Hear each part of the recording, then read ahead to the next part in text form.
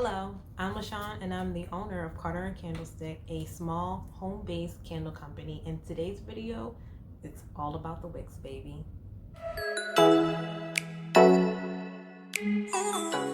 Hey candlers, in today's video we're just going to talk really quickly about wicks and what wicks you should pick for your candles.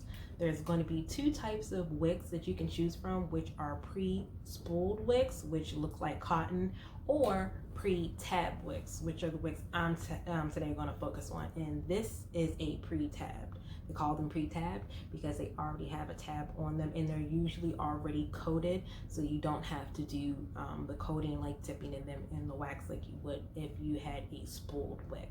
And with pre-tabbed wicks, I'm going to specifically focus on 4 different kinds. You have your CD, your Eco, your LX, and your HTP. Now I'm going to focus on what's the best or the highly recommended waxes to go with these 4 wicks. I have my notes down here, so if you see me looking down, that's why. So first we're going to talk about Eco wicks. Eco wicks are primarily or best used when working with parasoy waxes, which are waxes that have both paraffin and they have both soy.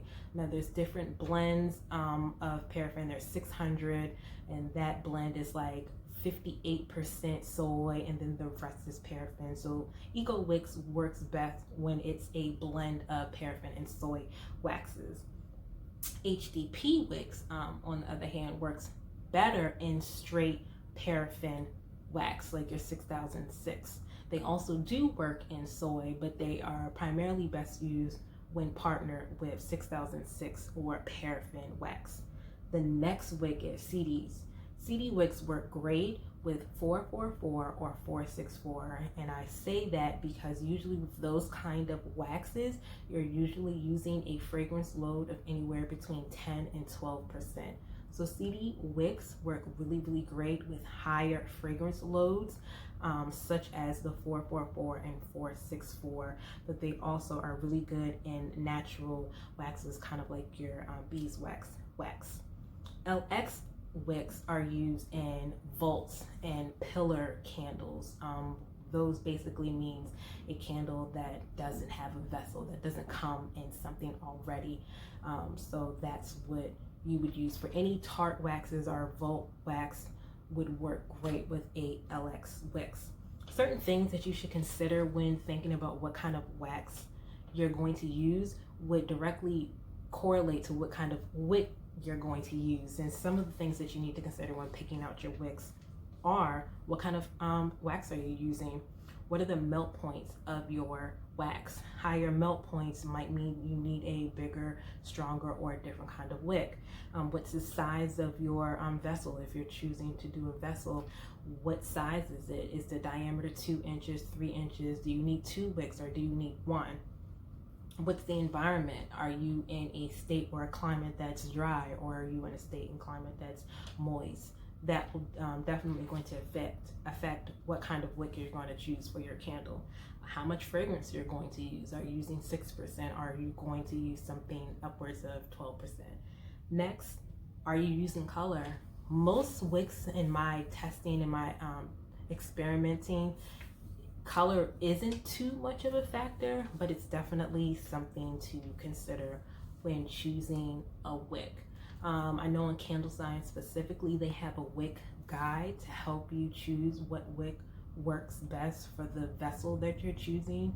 In my experience, I would always suggest that you test the size above the wick suggestion and test the size higher than the wick suggestion, because sometimes they can be spot on, then sometimes it can be a little off. That's why you really should test a bunch of different wicks. Now, don't take everything that I'm saying as gospel. I'm just giving you what wicks work primarily best with certain waxes. But again, testing is always going to be your first priority when you're going to be making your candle.